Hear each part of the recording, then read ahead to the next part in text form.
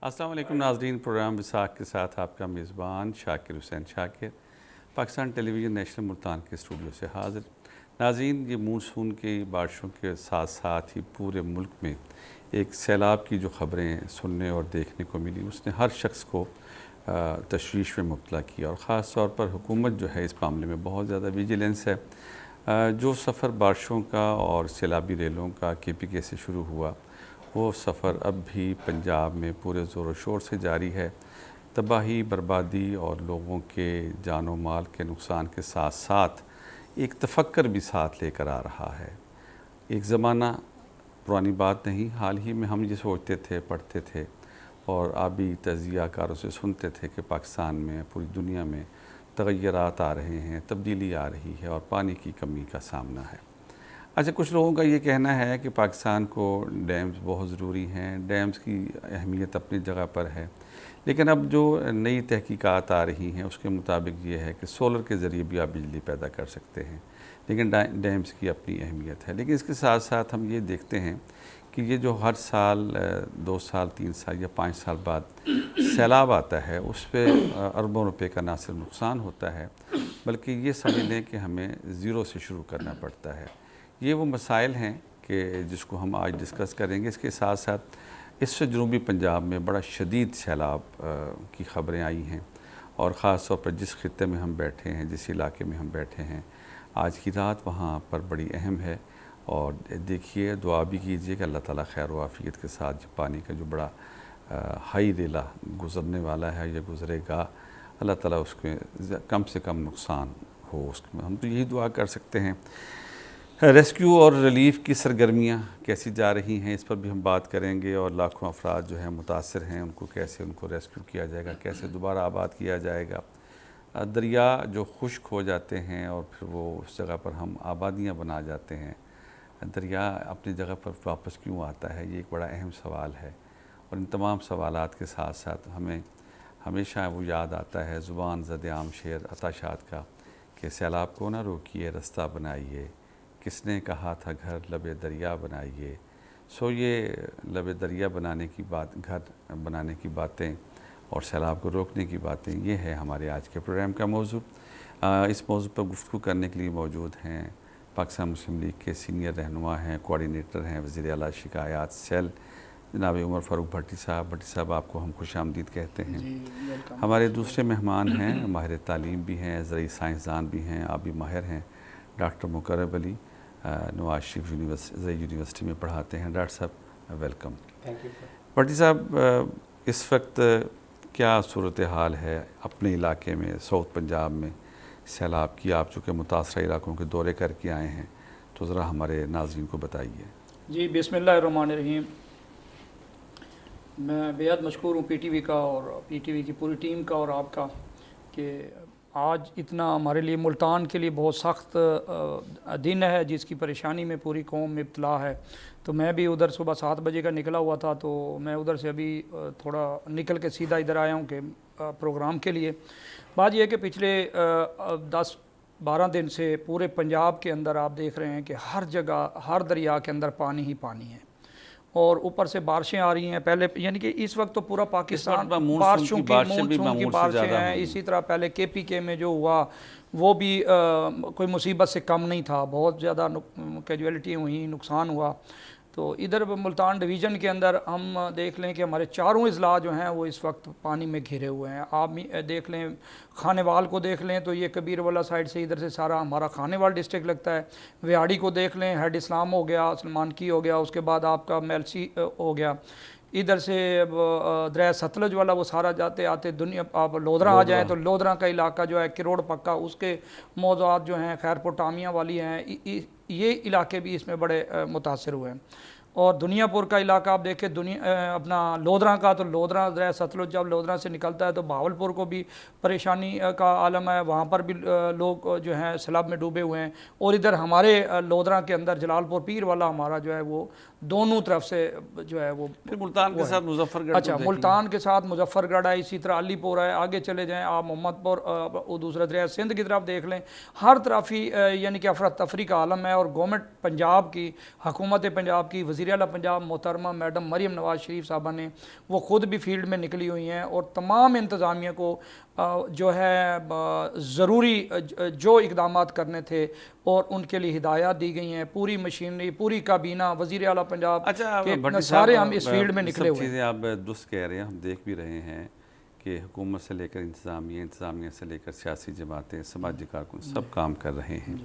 लेकिन इसके बावजूद चूँकि ये बड़ी शिद्दत का सैलाब है और अभी आज की रात जो है वो बड़ी अहम है। ख़ास तौर पे मुल्तान के बारे में ये कहा जा रहा है कि हेड मोहम्मद वाला जो हमारा जो उसको ब्रिज किया जाएगा, उसको तोड़ा जाएगा ताकि कम से कम नुकसान हो। तो ये जब हेड मोहम्मद वाला की हम बात करते हैं, इसका मतलब है कि शहर में तो पानी आएगा? नहीं, शहर में पानी नहीं आएगा। शहर को बचाने के लिए ही, क्योंकि जब हेड मोहम्मद वाला बना है, ये पहले इसका जो एरिया था इसकी जिसको कहते हैं कि इसका बड़ा पेड़ था, तो ये तकरीबन 8 किलोमीटर के करीब था, 8 से 10 किलोमीटर था। जब हेड मोहम्मद वाला बना तो ये सुकड़ के 4 किलोमीटर में आ गया। जब 4 किलोमीटर में आ गया तो 6 किलोमीटर जो पानी निकलता था, वो 6 का 6 किलोमीटर जो उसका पानी का फैलाव था, वो उसको जब क्लोज़ किया तो इस वजह से पानी का प्रेशर बढ़ा है। उसके लिए इंतजाम मुकम्मल कर लिए गए हैं। तो हमारा मुल्तान ज़िले का सबसे पहला जो मौज़ा आता है और वो शुरू होता है, वो झोंक वैंस से शुरू होता है जी। झोंक वैंस से लेकर मैं देख के आया हूँ, अब कोई पानी चढ़ने के हुआ है। पहले पानी सुनने में आ रहा है कि झोंक वैंस में पानी आया है। जी, पानी आया है। तो इसी तरीके से आस्ता आस्ता पानी आ रहा है और पानी का रेला जो था वो 11 लाख से ज़्यादा था। वो आते आते आप देख लें कि वज़ीराबाद को तबाह कर दिया उसने, सोदरा को, गुजरांवाला को, मंडी बहाउद्दीन को, इसी तरह झंग को और सरगोदा का कुछ हिस्सा इसमें आया है, चिनियोड वाला है। ये सारा करते करते ना ये फैलता फैलता पानी, अब जो हमारी एक्सपेक्टेशन है, प्रेशर कम हो गया जी।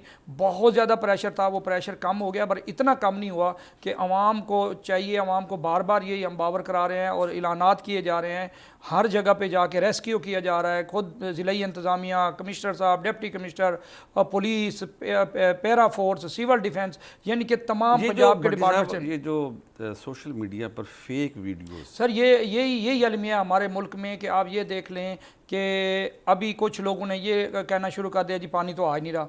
किसी ने पहले ये कहा कि ये मुल्तान डूब गया है, मुल्तान के बाद ये दरिया के पुल के ऊपर से ये वो नालायक लोग हैं, वो मुल्क दुश्मन लोग हैं जिनको मुल्क का नहीं पता, कौम का नहीं पता और अपने इलाके का नहीं पता। वो सिर्फ सोशल मीडिया में अपनी रेटिंग बढ़ाने के लिए अपना जनाब वो सोशल मीडिया का जो अकाउंट होता है उसको आप कराने के लिए ये काम कर रहे हैं। ये सब आपसे हम यहीं से बात शुरू करेंगे। डॉक्टर साहब, आप भी माहिर भी हैं, माहिर तालीम भी हैं, ज़राई साइंसदान भी हैं। एक तरफ हम ये कहते हैं कि खुश्क साली है। पिछले साल मैं देख रहा था रात को फेसबुक में मेरी में, तो वो मैंने ही पोस्ट लगाई थी कि वो हब्स है कि लू की हवा मांगते हैं लोग। तो आज जब मैं सुबह घर से निकला हूँ तो यकीन कीजिए मुझे ऐसे खुनकी सी महसूस हुई जैसे सर्दियों की सुबह होती है। तो ये जो मौसमी तग़य्युरात हैं और इतनी तेज़ी से जो तग़य्युरात हो, इसकी क्या वजह है? जी, बेसिकली इसमें हमें ये दिखना चाहिए कि इंटरनेशनल लेवल पे क्लाइमेट चेंज एक हॉट इशू है और सेकेंडली हम देखते हैं कि जी जो हमारा हर साल है वो एक नया साल है और न्यू किस्म के मसाइल जो है ना उसके साथ हम जन्म ले रहे हैं। और इस साल हम देखें तो अगर आप देखें कोई मई का महीना और जून का महीना तो उसमें बहुत ज़्यादा गर्मी रही और इवन पानी की भी बहुत ज़्यादा प्रॉब्लम था। फसलों के लिहाज से भी एक बड़ा खासतौर हमारी मेजर क्रॉप, खासतौर पे कॉटन की क्रॉप, तो उसको मैंने पूरा साउथ पंजाब विज़िट किया तो बहुत ज़्यादा वहाँ पे जो है फ्लावर शेडिंग जो है ऑब्जर्वेशन में आई। इसी तरह जब हमने जुलाई का महीना स्टार्ट हुआ तो उसमें हमने देखा कि जी सवीयर रेनफॉल हमारे यहाँ, और ये जो है हमने पहली दफ़ा यानी कि सब कम्युनिटीज़ ने सब में अवेयरनेस आई कि फ्लैश फ्लड के साथ जो क्लाउड ब्रस्ट का फिनोमेना था वो बहुत ज़्यादा पहले तो किसी वक्त में वो पहाड़ी इलाकों में हुआ करता था और इस दफ़ा हमने देखा कि वो पंजाब पहले होता था। जी, पहले होता था। बट ये बेसिकली मैं आपको बता देता हूँ इसमें कि क्लाउड ब्रस्ट जो है वो 1 घंटे के अंदर 100 मिलीमीटर जो बारिश है वो अगर 15 से 20 किलोमीटर एरिया के अंदर वो पड़े और 1 घंटे के अंदर हमारे पास इतनी बारिश हो सवियर, तो उसे हमें कहते हैं कि क्लाउड ब्रस्ट है। तो डेफिनेटली ये फिनोमेना जो है वो हमें नज़र आया और ये बेसिकली मैं समझता हूँ कि एक यू कैन से कि एक बड़ी नॉर्मल बात नहीं थी, एक गैर मुतवक्के मौसमी। आपने जब गुफ्तगू का आगाज़ किया कि पूरी दुनिया में तब्दीली आ रही है मौसमी हवाले से, अच्छा पूरी दुनिया वाले जो हैं वो तो पेश की तैयारी कर लेते हैं, हमारे यहाँ अभी तक कोई ऐसा निज़ाम नहीं आया कि हम उसको नबरदाज़मा होने के लिए, उसको देखने के लिए कोई तैयारी वगैरह करें कि हम जब तबाही बर्बादी हो जाती है हमारी आँख खुलती है। जी, बेसिकली इसमें जो है वो थ्रू आउट हर जगह हमारे पास टेक्नोलॉजी मौजूद है, रडार सिस्टम है, सैटेलाइट सिस्टम है जिसके थ्रू मॉनिटरिंग हो रही है। और हमारा पाकिस्तान मेट्रोलॉजिकल डिपार्टमेंट और साथ में जो है स्पार्को, तो उनके पास वो सैटेलाइट सिस्टम है जिससे जो है हम अपनी मॉनिटरिंग कर रहे होते हैं। तो बरकैफ इस दफ़ा जो हालात ज़्यादा गंभीर हुए उसकी रीज़न ये थी कि बारिशों का स्पेल, एक तो सवीयर रेनफॉल, जैसे आप जानते हैं कि जी नौवां मानसून का स्पेल चल रहा है, जो कि पिछले साल के लिहाज से अगर उससे कंपेयर किया जाए तो इतने स्पेल्स हमें पिछले 4-5 साल पिछले साल तो बहुत कम थी, बल्कि बारिश। पिछले साल तो ये याद होगा भट्टी साहब को भी कि भट्टी साहब पिछले साल सर्दी भी बहुत कम पड़ी थी, वो वैसी सर्दी नहीं पड़ी जो 3-4 साल पहले। जी आप बात करें मुकर्रर। तो सेकेंडली इसमें यह था कि जो ये जो फ्लड हमारे 3 दरियाओं में यकमुश्त आया, ठीक है, और इंडिया की तरफ से जो है वो विदाउट इंटीमेशन और प्रॉपर इंटीमेशन के बगैर जो है तीनों लेकिन इंडिया ने इस दफ़ा ज़िम्मेदारी का सबूत दिया है, वो बताता रहा है। नहीं, पानी तो उसने छोड़ा है, लेकिन वो भी क्या करे, उसके पास भी तो अब कोई रास्ता नहीं रहा। अच्छा ये तो चलें, हम सारी बातें कर रहे हैं, ये जो ज़्यादा पानी आता है दरियाओं में, इसका कोई फ़ायदा भी है या फ़ायदा उठा सकते हैं? जी बिल्कुल, इसमें बेसिकली तो यही है कि जब ये पानी आता है तो डेफिनेटली एक तो ये है कि अगर नंबर ऑफ़ डैम्स को बढ़ा लिया जाए तो ये एक बहुत बड़ा ब्लेसिंग हो सकती है कि हम जो है वाटर को जो है वो मल्टीपल जगह पे रोक के उसको जो है स्टोर कर सकते हैं। और सेकेंडली इसका बेनिफिट ये है कि जब ये पानी आता है तो अपने साथ भल जो है सिल्ट को लेके आता है और बहुत सारे न्यूट्रिएंट्स जो कि पहाड़ी इलाकों में होते हैं, तो जब आके जहाँ भी फ्लड आता है जिन रकबों के अंदर, उनकी जो ज़रखेज़ी है वो बढ़ जाती है और उनके अंदर जो सिल्टिंग का फिनोमेना है, वो मिट्टी जो है वो आके जब वहाँ पर जमा होती है तो आने वाले जो क्रॉप्स हैं आने वाले सीज़न की, उनके अंदर अच्छी प्रोडक्शन भी आती है। डॉक्टर साहब ये एक छोटा सा आपसे अगरचे बनता तो नहीं है, लेकिन आप चूँकि टेक्निकल आदमी हैं, आप कह रहे हैं कि रावी, सतलुज, चनाब, यहाँ पानी आया है, डैम्स हम कहाँ बनाएं? यहाँ तो चोलिस्तान की जो नहर थी वो हमने मुतनाज़ कर दी, उस पर भी काम बंद हो गया, तो ये तो रास्ते सारे बंद हैं, तो क्या किया जाए? इसमें सर ये है कि हमें, जैसा अभी भट्टी साहब भी बात कर रहे थे कि हमें जो है जो दरिया का एक बेट है, दरिया का जो रास्ता है वो एक वेल डिटर्मेंट है, और दरिया हमें पिछले सालों में बताता है कि वो एक बेट से गुजरता है, उसका रास्ता है, तो हमें उस पर बहुत ज़्यादा फोकस करना चाहिए। दरियाओं में तो डैम बन नहीं ना सकते, वो तो पहाड़ी इलाकों में बनता है। पहाड़ी इलाकों के अंदर से चनाब के अंदर हम जो है 1-2-3 स्पॉट्स हैं जहाँ पे जो है ना डैम हो सकते हैं, बट आपकी बिल्कुल बात सही है कि जो सतलुज और रावी है वहाँ पे हम जो है हमने देखा कि पिछले 38 साल के अंदर कोई इतने सीवियर फ्लड्स नहीं आए और गैर मुतवक्के तौर पर हमारे फ्लड आए। तो इसमें जो है इम्पॉर्टेंट चीज़ यही है कि एक तो हम जो है वो अपने जो दरियाओं के बेट के इलाके हैं वहाँ पे जो वहाँ पे कॉलोनियाँ बन जाती हैं या घर जो लोग बना लेते हैं, उसको हमें जो है ना उसको हमें उसकी तरदीद करनी चाहिए, उन्हें अलाउ नहीं करना चाहिए। इसी तरह जो फ्लैश बंद है, हमारे जो फ्लड प्रोटेक्शन वॉल्स हैं, उनको हमें फोकस करना चाहिए, जहाँ पे हमारे जो दरिया के हर साल करोड़ों अरबों रुपए का फ़ंड मुख्तस भी किया जाता है। भट्टी साहब आपकी तरफ आता हूँ, ये जो बात अब डैम्स की बात की है, अब जो नई तहकीक आ गई है ना, वो ये कह रहे हैं कि अब इस दौर में पानी महफूज तो किया जा सकता है, लेकिन आप बिजली उससे क्यों बनाना चाहते हैं? बिजली बनाने के लिए तो अब बड़ी बेशुमार टेक्नोलॉजीज़ आ गई हैं, जैसे सोलर है, हर शख्स जो है वो सोलर की तरफ जा रहा है, तो माइट भी अब डैम्स के ज़रिए बिजली इस्तेमाल ना बनाई जा सके, हम पानी का इससे बेहतर इस्तेमाल भी कर सकते हैं। साफ़ पानी जो है उसके मतलब जिस तरह लाहौर के अंदर जो कज़ाफ़ी स्टेडियम के साथ जो बड़े बड़े हौज़ बनाए गए हैं, जो आपकी वज़ीर आला ने, मरीम नवाज़ ने, वो देख लें कि लाहौर की सारी बारिश का पानी उसके अंदर आता है और साथ ही फौरी तौर पर प्यूरीफाई होकर वो बाहर जा रहा है। ये सिस्टम हम पूरे पंजाब में क्यों नहीं कर रहे? सर जी, मैंने आपको पहले बताया है कि हमारी गवर्नमेंट को 1.5 साल हुआ है और ये इस गवर्नमेंट के अंदर जो सैलाब आया है और इस सैलाब के अंदर मैडम ने कहा है कि आज का काम आज ही करेंगे, आज ही हम फैसले करेंगे कि हमने करना क्या है, आने वाले सैलाब के लिए हमने मनसूबा बंदी क्या करनी है। वो मनसूबा बंदी गवर्नमेंट पंजाब और हुकूमत पाकिस्तान से मिल के इंशाल्लाह ये कर रही है। और पिछले जो हमारे पास टाइम होगा गवर्नमेंट का, उसके अंदर जैसे लाहौर में ये काम हुआ है, ऐसे ही हर शहर के अंदर ये वाटर ट्रीटमेंट का काम भी शुरू हो रहा है। वासा का काम जो देखें 189 शहर हैं, जो छोटे बड़े शहर जिसको टाउन कमेटी कहा जाए या कुछ, इनके सीवरेज सिस्टम का भी एक ऑल ओवर जो है जनरल उनका काम होने जा रहा है, और वो 3 सालों के अंदर अंदर ये मुकम्मल हो जाएगा। ये जो शहर के अंदर जो बारिशें आती हैं और उसका पानी आ जाता है और शहर के शहर डूब जाते हैं, ये काम भी हमारा पॉलिसी के तहत हो रहा है। आपने एक बात कही कि बारिश आती है और शहर का शहर डूब जाता है, ये जो फार्मूला है इसको हम ख़त्म नहीं कर सकते? देखिए ना, ये शहर मेरा है जी, ये शहर का सीवरेज सिस्टम मेरा है जी, मैं ऑनरशिप लेता हूँ जी, ना, बिल्कुल ऐसे। सड़कें मेरी हैं, यहाँ काम करने वाले लोग मेरे हैं। अगर अल्लाह की तरफ से एक बड़ी शदीद बारिश आ गई, आप कुछ नहीं कर सकते कुछ ना, भी नहीं कर सकते। यार घंटा, 1.5 घंटा, 2 घंटे, 3 घंटे पानी को बर्दाश्त कर लें। जी, बिल्कुल ऐसे। हमारे यहाँ ये जो सिस्टम है, इस पर ये कब हम सोचेंगे? कोई मिनहसल कौम भी तो जिम्मेदारी होनी चाहिए ना। देखिए जी, कौम का अलमिया तो ये है कि पिछले 6 दिन हो गए, 8 दिन हो गए, मुल्तान के अंदर तो 10 दिन से पानी मुल्तान डिवीज़न के अंदर है। व्याड़ी से शुरू होता है, जब कसूर से आता है तो आप देख लें आरिफ वाला, व्याड़ी, उसके बाद हेड इस्लाम, उसके बाद हेड मेलसी। तो इन इलाकों में जो लोग जिन्होंने घर बनाए हुए थे, दरियाओं के अंदर जगह घर बनाए हुए थे, दरिया के, देखिए ये दरिया जो जाता है, दरिया कब्जा अच्छा, कब्जा नहीं होता सर, वो ये होता है कि उन लोगों की मलकियती ज़मीनें हैं, वो जो लोग वहाँ बैठे हैं किसी ने कब्ज़ा नहीं किया हुआ। वो हम लोग कहते थे यार ये काबिज होके बैठते हैं। जब हम उनके पास गए, मैं व्याड़ी भी गया, मैं मेलसी भी गया, मैं दुनियापुर भी गया, मैं अपना लोधरा भी गया, वहाँ पर जब हम उनके लोगों से जाके पूछा, उन्होंने कहा जी हमारी तो अपनी ज़मीन है, हमारे आबाओ जादी की हमारी विरासती ज़मीनें हैं। अब वो जैसे ही दरिया खुश्क होता है वो उस पर आबादी करना शुरू कर देते हैं, उनको कोई रोकता नहीं है।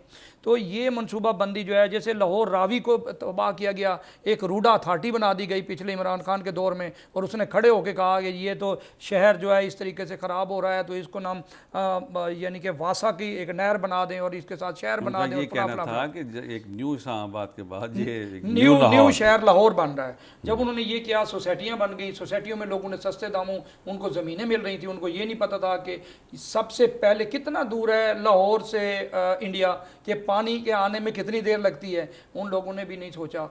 उन्होंने अपनी जो इन्वेस्टमेंट थी उन्होंने जनाब वहाँ कर दी। अब वो भट्टी साहब, इस मौके पर अहमद फराज का एक शेर याद आ गया।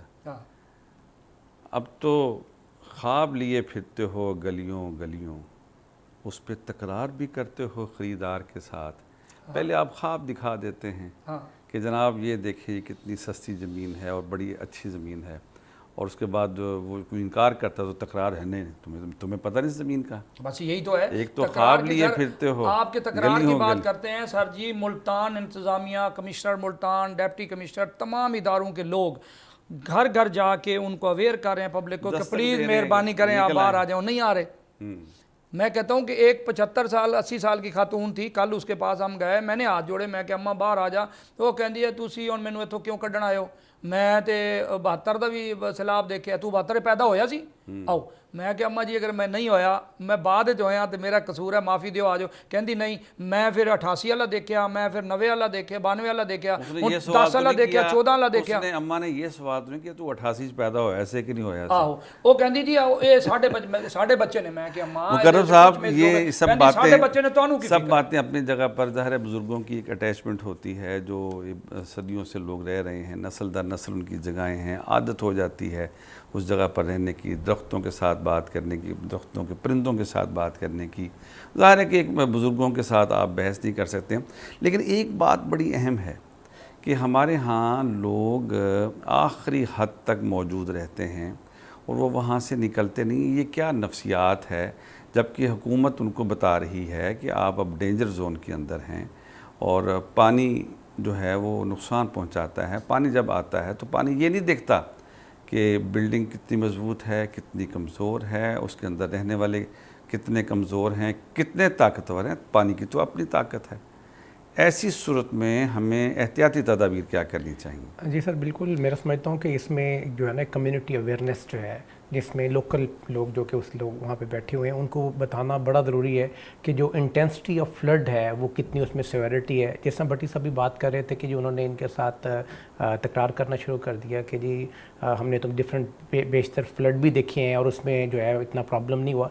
तो जैसा कि इस दफ़ा की सिचुएशन एक लाखों अफराद मुतासर हुए ना जी, बिल्कुल। तो इसमें अवेयर करने की ज़रूरत है कि देखें वहाँ पे सबसे पहला जो हमारी चीज़ है वो है हमारी इंसानी जान, कि अगर वो लोग वहाँ से नहीं निकलेंगे तो उसका कोई खमियाजा नहीं हो सकता, उसका कोई अल्टरनेट नहीं है कि जिस वक्त फ्लड आएगा डेफिनेटली उसने अपना रास्ता बनाना है, और वो उस टाइम पे बिल्कुल समझते हैं कि कोई सेकंड ऑप्शन नहीं रहेगा वहाँ से एवैक्यूएट करने का। जिस वक्त फ्लड, जिस तरह हम देख रहे हैं, जैसे मुल्तान के अंदर हम एक्सपेक्ट करेंगे अगले 24 आवर के अंदर जो है एक सिवियरिटी की तरफ कंडीशंस जा सकती है। तो सेकंड चीज़ जो है कि इस तरह उनके अमलाक हैं, उनके जानवर हैं, इसी तरह उनके घर हैं, तो डेफिनेटली वो एक उनकी अटैचमेंट है। लेकिन वो ऑन दी अदर हैंड कि उनकी जो है ना कम्युनिटी अवेयरनेस होनी चाहिए, और जिस हम कहते हैं जी हमारा जो एक उनको ऑलरेडी इन्फॉर्म करने इंफॉर्मेशन सिस्टम है वो इतना स्ट्रांग हो जाए, उसके अंदर उसकी ऐसी प्लानिंग कर लें कि लोगों को बताया जाए थ्रू NDM में, और देन जो हमारे इदारे हैं उनकी देखिए ना, NDM में तो चलिए एक है, आपका जो सबसे बड़े मजबूत इदारा है ना वो है मस्जिद।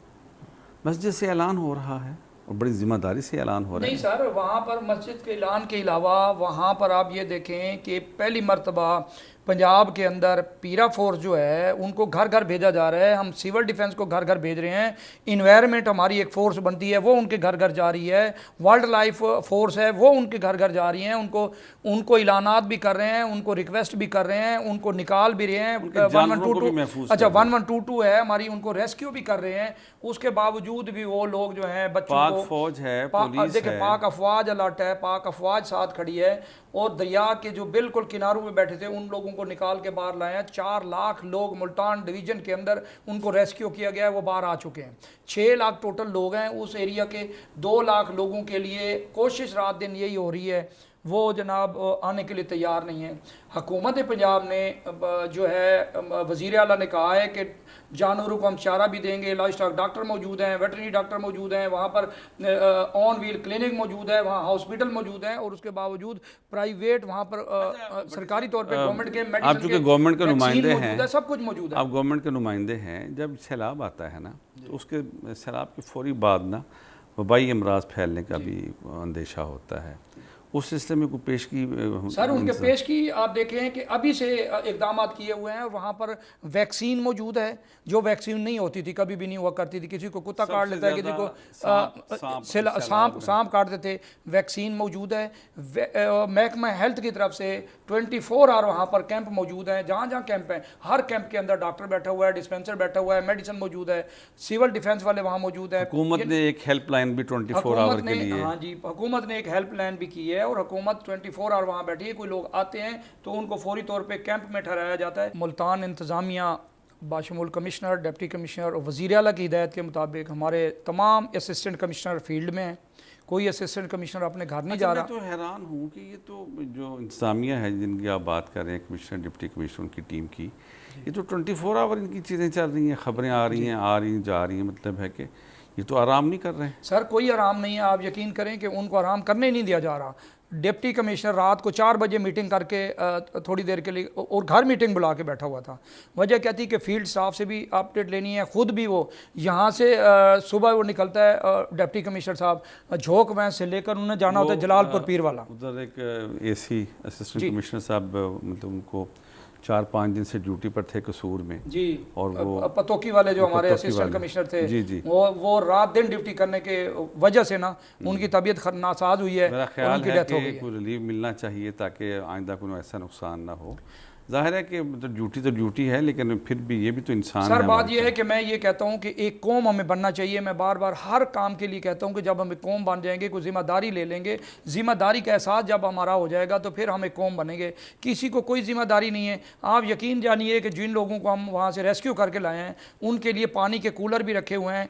इवन अगर पानी थोड़ा सा कम हो जाता है या उसमें भाई बर्फ़ नहीं होती, वो बैठे हैं, वो ये समझते हैं कि हम आप जो है ना हम तुम्हारे मेहमान हैं, शादी पे आए हुए हैं, अगर तुमने कुछ कहा तो हम चले जाएंगे। भट्टी साहब ये बताएं, आप ये बात कर रहे हैं कि उनके लिए खाने पानी अद्वियात सब चीज़ें हैं, इस मरतबा वो जोश व खरोश नज़र नहीं आ रहा समाजी इदारों की तरफ से, मुखय्यर हजरात की तरफ से, आलमी इदारों की तरफ से, कि जो मतलब पहले माजी में देखने में आता था। क्या कोई नुकसान कम हुआ है या हुकूमत अभी मुतवज्जे नहीं कर रही? नहीं, हुकूमत मुतवज्जे कर रही है।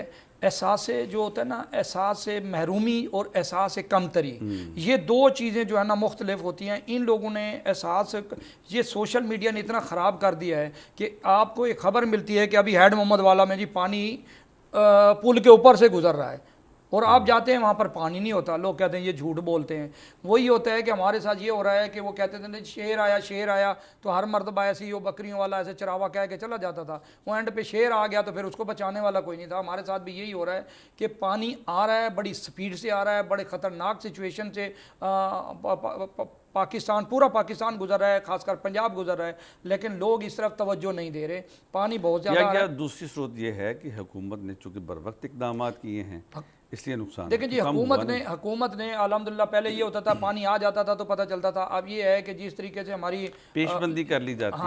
हाँ जी, वो जनाब सारी पॉलिसी जो है हमें अवेयर हो गए थे, हमें पहले इतलात हो गई थी, उसके ऊपर हुकूमत ने पूरे इंतजाम कर लिए हैं। जितने बंद के उर्ली या परली साइड, मुजफ्फरगढ़ वाली साइड हो या मुल्तान वाली हो या जंग वाली हो या जनाब लिया वाली हो या बकर वाली हो और जनाब इधर से सरगोदा वाली हो, तो यदि मंडी बाउद्दीन आप देखें कि पानी जब आया वजीराबाद आप देखें पूरा डूब गया, सोदरा डूब गया, उसके बाद आप देखें सियालकोट डूब गया, नारोवाल डूब गया, मंडी बहाउद्दीन डूब गया। इन लोगों को, हमारी आवाम को ये समझ नहीं आ रही, मुल्तान वालों को, वो कितने दूर दूर के इलाके हैं, कितना उनका 50-100 किलोमीटर का फासला बनता है, वो डूब गए हैं। तो ये हमारा हेड मोहम्मद वाला और पुल चनाब का जो बांध है ये कितना बड़ा है, इसको तोड़ना ज़रूरी बनेगा। फिर ये इस इलाके से होता हुआ मौजा सुल्तानपुर, अम्मड़, गागर, कचूर, हाजीपुरा और खानपुर, काजियाँ वाला, और फिर ये शुजाबाद चला जाएगा, और शुजाबाद से बगने सुनने के बाद एक तो पता ये चलता है कि आप माशाल्लाह सियासी आदमी हैं, आपको तो इलाकों के नाम भी पता हैं और आप मुतासिर इलाकों का दौरा भी करके आए हैं।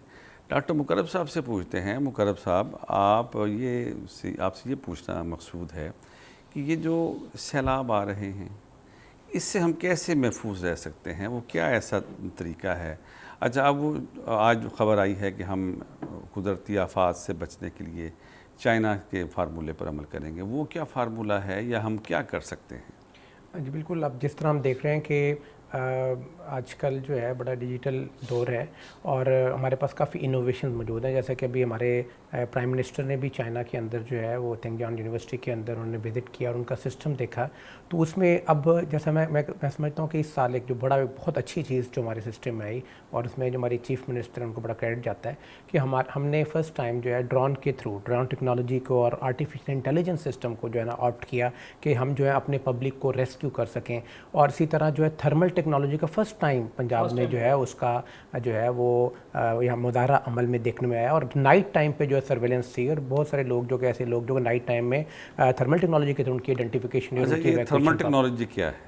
ये थर्मल टेक्नोलॉजी बेसिकली जो है ये जो ह्यूमन बॉडीज़ हैं उनमें से जो उनकी जो एक बायोलॉजिकल सिस्टम से उनकी जो रेज़ निकली होती हैं उसको डिटेक्ट करते हुए हमें नाइट टाइम पे, जैसे पहले क्या होता था कि जी दिन के वक्त तो हम लोग बड़ा आसानी से एवैक्यूएट कर लेते थे, लेकिन नाइट टाइम में बड़ा प्रॉब्लम होता था, लोगों को कहाँ से देखें। तो ये वो टेक्नोलॉजी सेटेलाइट से हमारे पास इमेजेस आ जाती हैं, हमें पता चल जाता है कौन से मासेस जो हैं वो अभी जहाँ पे फ्लड आ गया है और वो लोग उसके लिए बैठे हुए हैं मदद के लिए। तो पानी के अंदर भी होते हैं ना जी, वो पानी के अंदर भी उससे अच्छा, हाँ जी, डिटेक्ट कर लेते हैं और उनके लिए तो डेफिनेटली ये जो टेक्नोलॉजी है जिस तरह एडवांस होगी हमें इसे यूज़ करना चाहिए। और इसी तरह जो है अर्ली वार्निंग सिस्टम जिस तरह हमने देखा है कि अब काफ़ी हद तक बेहतर है और जो हमारे डिफरेंट अदारे जो हैं वो माजी की निस्बत अब जो है जो इंफॉर्मेशन है वो जल्दी फ्लोट हो जाती है, पता चल जाता है। बट अगेन वही प्रॉब्लम है जिस तरह भट्टी साहब बात कर रहे थे कि जो हमारे वो मासेस जो कि इन एरियाज़ के अंदर मौजूद हैं उनके कुछ अपने मसाइल हैं, कुछ वो अरसा दराज से वहाँ रह रहे हैं, तो उनकी एजुकेशन के लिए उनके लिए एक अवेयरनेस प्रोग्राम, एक मैसिव अवेयरनेस प्रोग्राम और एक स्ट्रेटेजिक प्लान हमें जो है ना वो डेवलप करना चाहिए कि अगर जिस तरह की कंडीशन सर अभी बता रहे हैं कि जी 6 लाख लोगों में से 4 लोग जो हैं 4 लाख तो जो है वहाँ से वैक्यूएट हो गए, 2 लाख मौजूद हैं, तो उन पे हमें जो है ना फ्यूचर में हमें। अच्छा, ये बताएं डॉक्टर साहब, ये इस वक्त जो हमारे पास इतलात हैं और तवातर से आ रही हैं कि सतलज, रावी, चनाब में ऊँचे दर्जे का सैलाब है, ये ऊँचे दर्जे का सैलाब कभी हम सुनते हैं कि पीछे से प्रेशर कम, जैसे रात एक ऑडियो थी कि जी ये फ़लाँ इलाके की डिप्टी कमिश्नर की है तो उसने कहा जी क्या सैलाब का लोड कम हो गया, लेकिन जब सुबह उठे तो फिर वो वैसे का वैसे ही है। तो ये जो सर वो ऐसे हुआ ना, व्याड़ी हेड इस्लाम पे 54,000 क्यूसेक पानी था, ठीक हो गया, रात को 54,000 था, उसकी 54,000 वाली और मेलसी वाली 48,000 थी। सुबह जब हुई है पानी पीछे से ज़्यादा आ गया है तो वहाँ 1,07,000 हो गई है। जब 1,07,000 हुई है तो देखें कि डबल हो गई, डबल से भी ज़्यादा हो गई। तो ये चीज़ें जब रात को उधर से गंडक वाला जो है बॉर्डर और वहाँ से जो पानी आया उस पानी ने आके ये किया है। इसी तरह पिछला स्पेल उन्होंने अभी खोल दिया, ये हमारा 8 से 11 लाख क्यूसेक का पानी आ रहा था मुल्तान की तरफ, तो हमारा ये था कि 11 लाख आते आते यहाँ पर 8 लाख 8.5 लाख प्रेशर कम हो जाएगा, प्रेशर कम हो जाएगा। अभी हम उसके प्रेशर के लिए उसके सारे इकदाम पंजाब हुकूमत ने हर जगह पे कर लिए हैं।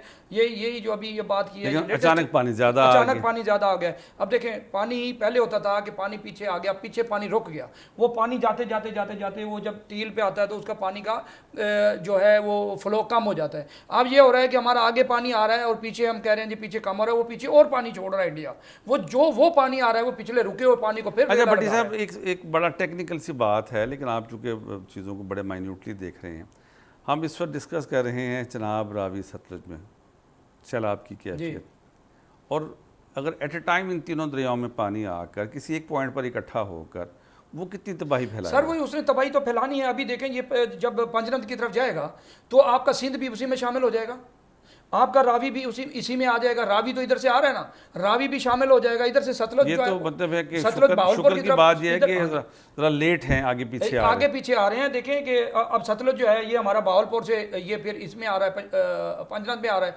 जलालपुर पीर वाला सतलुज जैसे ही लोधरा से गुजरता है बावलपुर से सीधा जनाब आके जलालपुर पीर वाला से टच करके पंजनद में आ जाता है। इधर से हमारा रावी आ जाता है, उधर से हमारा चनाब आ जाता है। ये तीन तो बिल्कुल इकट्ठे हो गए हैं। फिर उसके बाद दरिया सिंध आप देख लें, दरिया सिंध का आप देख लें, वो राजनपुर और जामपुर और जनाब मोहम्मदपुर की तरफ जा रहा है। हमें इस वक्त बड़ा ख़तरा है और हम पूरी हुकूमत, पूरी अवाम परेशान है। मेरी अवाम से यही दरख्वास्त है कि मेहरबानी करें, इन ख़तरों को मोल डालें। ये दुनिया में ये होते रहते हैं, ये चीज़ें आती जाती रहती हैं। सबसे पहले हुकूमत का काम है कि इनको रेस्क्यू किया जाए, इनकी जान बचाई जाए, अफवाहों पे कान ना धड़ें। पूरी इंतज़ामिया आप देख लें, मैं ये पूरा मुल्तान डिवीज़न में देख रहा हूँ, इसकी मॉनिटरिंग कर रहा हूँ, इसकी इंस्पेक्शन कर रहा हूँ, मैं खुद जा रहा हूँ। मैं रात भी 2 बजे के करीब मैं घर आया हूँ, 2-3 बजे। तो यही चला हुआ है कि कमिश्नर मुल्तान हो या डिप्टी कमिश्नर हो, ज़िलाई इंतज़ामिया जो है, ये 2 पर्सन होते हैं जिनके ऊपर सबसे ज़्यादा लोड होता है, वो डिप्टी कमिश्नर और कमिश्नर। इन्होंने तमाम डिपार्टमेंट वालों को जो है ना ऑन बोर्ड भी लेना होता है, उनकी प्रेजेंटेशन भी लेनी होती है, उनकी अपेयरेंस भी लेनी होती है, क्या ये कितने अपेयर हैं या नहीं है, और सबको चेक भी करना होता है। तो ये चीज़ें, वो भी इंसान है। लेकिन मैं अपनी कौम से, अपने इस मुल्तान दरिया चनाब के करीब रहने वाले लोगों से हाथ जोड़ के, कल भी मैंने बहुत से लोगों के हाथ जोड़े कि मेहरबानी करें बाहर आ जाए। अब भी मैं यही कहूँगा कि अपने बच्चों को लेके महफूज मकामात पर आ जाएं। आपके लिए हुकूमत पंजाब ने बहुत अच्छे इंतजाम किए हुए हैं, बिजली के पंखे लगा के दिए हुए हैं, हर खैमे के अंदर पंखा है, हर खैमे के अंदर 4 पहिया है, हर खैमे के अंदर अगर नहीं है तो कारपेट बिछा के दिया हुआ है, खाना 3 टाइम का दे रहे हैं, दूध बच्चों का दे रहे हैं, बिस्किट, और पहली मरतबा हो है कि जनाब चॉकलेट भी बच्चों को दी जा रही है कि बच्चे भी महफूज रहें। मेडिसिन जो है हर जगह। भट्टी साहब, आप सैलाब के दिनों में चॉकलेट दे रहे हैं, सैलाब के बाद हालात ख़राब हो जाएंगे, बच्चों को आदत हो जाएगी चॉकलेट की, वो क्या करेंगे? अब मुकर्रम साहब ये बताइए कि एक तरफ तो हम देखते हैं चलें घर तबाह बर्बाद हो गए, हुकूमत मतलब उनको रेस्क्यू करती है, कुछ इमदाद कर देती है, कुछ ना कुछ मतलब उनकी अशकोई हो जाती है। लेकिन एक मसला बड़ा अहम है सैलाब के बाद, वो ये है कि जो तैयार फसलें हैं, खड़ी फसलें हैं, वो बिल्कुल सफ़े हस्ती से मिट जाती हैं। उसका क्या हल है? जी, बड़ा इंपॉर्टेंट क्वेश्चन आपका। मैं यहाँ पे थोड़ा सा ऐड करना चाहूँगा कि सबसे पहले जिस तरह आजकल हम एवैक्यूएशन की बात कर रहे हैं, तो उसमें ख़ास तौर पे अगर मैं फॉडर्स के लिहाज से बात करूँ, लाइफ स्टॉक के लिहाज से बात करूँ, तो उसमें यही इंस्ट्रक्शंस हैं कि जिस तरह हमें पता चल गया था कि जी जो है ना हमारे फ्लड आ रहा है और ग्रेजुअली जो है वो हमारे एरियाज तक आएगा, और हमारे पास 2 से 3 दिन और 4-5 दिन का टाइम था इंटरवल। नहीं जी, 10 दिन का। यस, तो उसमें हमें जो है अपने जो चारा जाते हैं उनको काट लेना चाहिए कंप्लीट। हमें पता है कि वो जब सैलाब का पानी आएगा तो बिल्कुल डिमोलिश हो जाएंगे, और उनको काट के खुश जगह पे रखना चाहिए। और सेकेंडली जो है कि हमारे जो वहाँ पे जानवर हैं उनको जो है खुश चारा जात जो है उनको खिलाएं, और उनको खुश जगह, कच्ची जगह पे न रखें बल्कि किसी पक्की जगह पे रखें, और उनकी जो सफाई का बहुत ख्याल रखा जाए ताकि जो है वो बीमारियों से बच सकें। इसी तरह जो हमारी कम्युनिटी है उसके लिहाज से बड़ा इंपॉर्टेंट है कि उनकी जो वैक्सीनेशन, क्योंकि जिस वक्त ये फ्लड की कंडीशन आएगी तो वहाँ पे सांप काटने के बहुत सारे केसेस आते हैं, और बहुत सारे कीड़े, हाँ जी, और मच्छर जो है उसका बड़ा मसला होता है, मॉस्किटो जो है बड़ा एक सीवियर प्रॉब्लम है। तो उसमें जो है पब्लिक जो कि वहाँ पे आएगी, जैसे सर ने कहा कि बहुत अच्छे इंतजाम हैं, तो हमें अपने इदारों के साथ मिलकर खुद से भी एज ए कम्युनिटी। वो जो मैं ज़राअत की बात कर रहा हूँ, जब माजी में जब जो लास्ट टाइम सैलाब आया था उसके बाद कम से कम 1 साल तक जो प्याज की कीमत है वो 200 रुपये किलो से नीचे नहीं आई। ऐसी सूरत में हुकूमती इक़दाम क्या होने चाहिए? जी बिल्कुल, आपका बड़ा वैलिड क्वेश्चन है। इसमें यह है कि हमें जितनी भी सब्ज़ी है जो मतलब हमारी ज़मीन मुतासर होती है, हर चीज़ की कमी हो जाती है, लेकिन वो फिर जो मंडी वाले हैं वो कमा लेते हैं। आम आदमी का क्या किया है? जी इसमें बेसिकली यही है कि जी हमें पहले से उसकी प्लानिंग इस तरह करनी है कि जो पानी फ्लड का उतरेगा तो हम जो है इस किस्म की कोई स्ट्रेटजी लाएं, प्लान लेके आएँ फार्मर्स के लिए, सब्सिडाइज सीड उनको सब्जियों के दी जाएँ, ठीक है, एरिया जोन वाइज एरिया मतलब वो तो है, आपकी बात बिल्कुल बड़ी अच्छी है कि उनको रायती निस्खों पे हम दें, लेकिन ज़ाहिर है फसल ने तो अपना टाइम लेना है ना, लेकिन खाने वाले तो मौजूद हैं। उसका मैं तो उसमें सर एक सेकंड, उसमें सर ये है कि हमें इस स्टेज के ऊपर जो है जो हमारी बेसिक सब्जियां हैं उनको बाहर से जो है इंपोर्ट करना चाहिए हमारे आस पास एरियाज के ये भी इसका नुकसान है सैलाब का। जी भट्टी साहब, आप यही मैं बात करने वाला था कि बात यह है कि बहुत बड़ा सैलाब है, पूरे पंजाब के वही इलाके अफेक्ट हो रहे हैं और उनको नुकसान हो रहा है जहाँ पर सब्जियात होती हैं और ये लाइव स्टॉक का बहुत बड़ा वहाँ पर परवरिश होती है। तो गवर्नमेंट पंजाब ने ये पॉलिसी बना ली है। इंशाअल्लाह ताला अल्लाह के फजल व करम से ये जैसे ये ख़त्म हो जाता है और हमारे रोड्स या ये चीज़ें बहाल हो जाती हैं तो मैंने भी अपनी हुकूमत को, पंजाब हुकूमत को ये सजेशन भेजी है लिख के कि जनाब जब ये हो जाता है हमारी सब्जियां और ये चीज़ें जो हैं प्याज लहसुन ये सब्जियात ख़त्म हो जाएंगी और हमारे ये अपना चावल की फसल तबाह हो गई है, कपास की हो गई है, तो ठीक है ना, चावल की फसल तबाह हो गई है, कपास की जहाँ थी वो हो गई है, चारा हमारा ख़त्म हो गया है। तो हमें हमारे दो नेबर मुल्क हैं जिनके ज़रिए हम ड्यूटी ज़ीरो कर दें, अफ़गानिस्तान और ईरान और अफ़गानिस्तान से हमें वो चीज़ें मंगवानी चाहिए, ड्यूटी फ्री होनी चाहिए। और ड्यूटी जब फ्री हो जाएगी 2 महीने के लिए कोई गवर्नमेंट को नुकसान नहीं पड़ता, 2-4 महीने के लिए ड्यूटी फ्री कर दें और वहाँ से मंगवा के आवाम को बांग्लादेश से भी तो आ सकते हैं चावल, बांग्लादेश से भी मंगवाए। देखें अब हमारे जो हमारे खारजी ताल्लुकात थे वो फॉरेन अफेयर ने बड़ी मेहनत की है, हुकूमत पाकिस्तान ने की है, बहुत अच्छे हो गए हैं। सिवाय इंडिया के आपका चाइना के साथ भी अच्छा ताल्लुक है, अफगानिस्तान के साथ भी अच्छा है, बांग्लादेश के साथ भी अच्छा है, ईरान के साथ भी अच्छा है, कम से कम मतलब है कम से कम हो गए। तो आज देखें, आज जिस तरह चाइना के अंदर बैठ के 20 ममालिक का इजलास हो रहा है और पाकिस्तान सबकी आंखों का तारा बना हुआ है और वो सबकी नज़रें पाकिस्तान के ऊपर हैं, और आपके प्राइम मिनिस्टर को और आपके चीफ ऑफ आर्मी स्टाफ को, आपके पूरे काबीना को वहाँ पर इतना वेलकम किया जा रहा है। और पहली मरतबा पाकिस्तान की तारीख में ईरान और पाकिस्तान ने इतनी बड़ी गर्म जोशी के साथ जफ्फियाँ भी डाली और बड़ा एक इजहार मोहब्बत भी किया और यकजहती भी की। तो यही वक्त है कि ईरान के सदर ने ये कहा है कि हम सैलाब में आपकी मदद करेंगे। सैलाब जब आता है तो वो आके चला गया, उसके बाद ज़मीन को ज़ाहिर पानी मिलता है, ज़मीन ताकतवर हो जाती है, 3-4 साल तक फसलें बड़ी ज़रखेज़ होती हैं और उनकी मतलब आमदन भी बड़ी शानदार हो जाती है। 5वें साल जो है वो जो काश्तकार है वो फिर सैलाब की दुआ मांगता है। ये क्या बात है? नेचुरल क्लैमिटी है वो तो हम सब किस तरह कह सकते हैं कंट्रोल में नहीं है, बट ये है कि हमें यहाँ पे थोड़ा सा एड अप करना चाहूँगा कि जिस तरह हमारे ये दरिया हैं इनके साथ अगर आप जस्ट लाइक यहाँ देखें तो किसी वक्त में वेट लैंड्स का कॉन्सेप्ट होता था, वेट लैंड्स थी जहाँ पे पानी मौजूद था, तो अनफॉर्चुनेटली कुछ दरियाओं में पानी ना आने की वजह से वो ख़त्म हो गई। और फिर देन जो है ना, जैसे कि सर ने भी कहा कि जी लोगों के वहाँ पे रकबे थे, तो हमें ना इस पे थोड़ी सी अब जो है ना अपनी स्ट्रेटेजी के लिए इस पे हमें प्लान आउट करना चाहिए कि वो जो वेटलैंड्स हैं, दरियाओं के जो बेल्ट है, उनका जो बेट का एरिया है, उसको हमें जो है ना उस पर हमारी इस तरह की कंप्लाइंस हो कि अगर कोई फ्यूचर में 4-5 साल के बाद अगर इस तरह का अल्लाह ना करे कि इस तरह का सैलाब तो आना है, तो हम वो इलाके जो हैं जो कि बेसिकली दरिया के वेट के इलाके हैं वो अफेक्ट ना हो। और साथ में जो हमारे जो पुश्ते हैं उनको एक जिस तरह का भी टेस्ट केस हमारे सामने हो चुका है। अच्छा, नहीं मतलब आपके पास ज़ाहिर है कि आप ज़रूरी यूनिवर्सिटी से आए हैं, ऐसी ज़मीनों पर हम क्या काश्त कर सकते हैं? जी यहाँ पे सारी चीज़ें ही बहुत अच्छी होती हैं। जिस वक्त ये सैलाब का पानी ख़त्म होगा, इसमें खुश्की का हमने ख्याल रखना है कि पानी खुश्क हो जाए। जब पानी खुश्क हो जाता है तो उसके बाद आप जो भी वहाँ क्रॉप्स लगाएंगे, ख़ासतौर पे हमारी जो जिनकी न्यूट्रिशन वैल्यू ज़्यादा है, जिनको ज़्यादा खुराक की चाहिए, तो वो क्रॉप्स की हमें बम्पर क्रॉप जो है हमें मिलती है, उनकी अच्छी पैदावार मिलती है।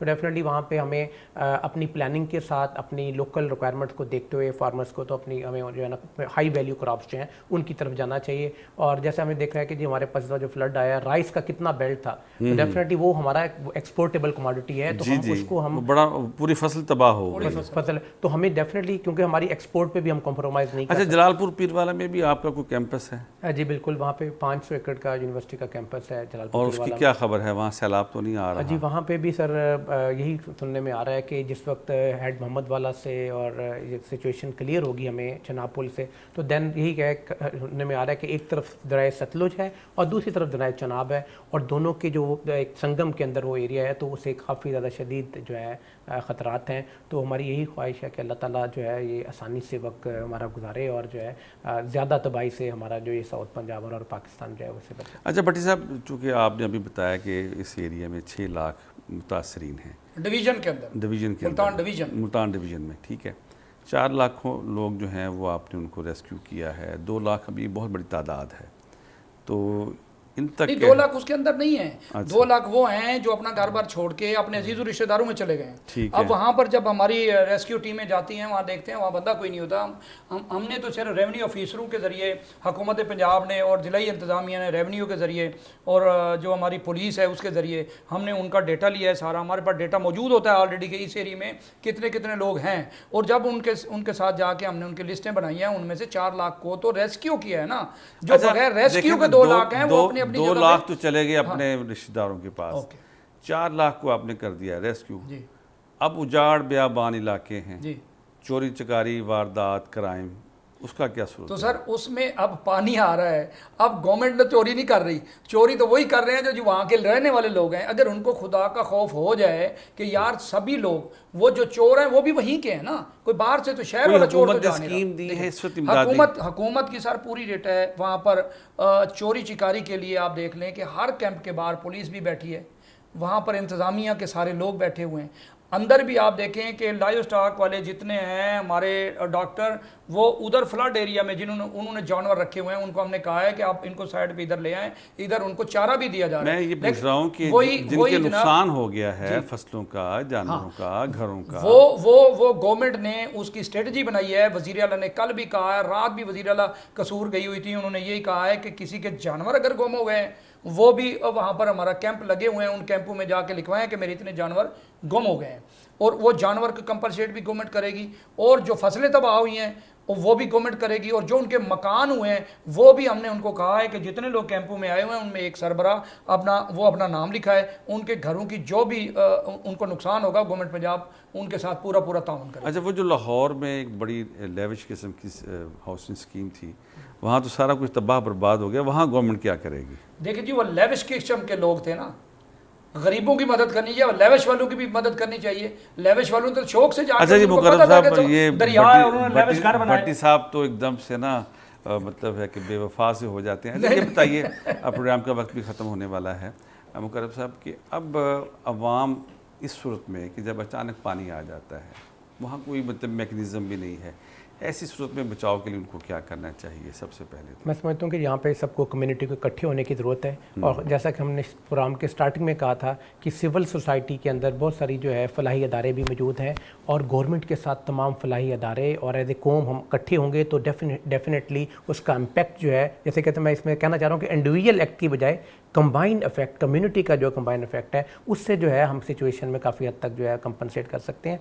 और स्ट्रेटेजिकली जो है हमें अपने इंतज़ामिया के साथ ताउन करना चाहिए, और उसी में ये पॉसिबल होगा जब डिफरेंट वहाँ फलाई इदारे भी होंगे और एक कंबाइंड इफेक्ट होगा और इंटरनेशनल। बहुत शुक्रिया डॉक्टर मुकर्रम अली साहब, आप तशरीफ़ लाए और बड़ी शानदार गुफ्तगू अता की।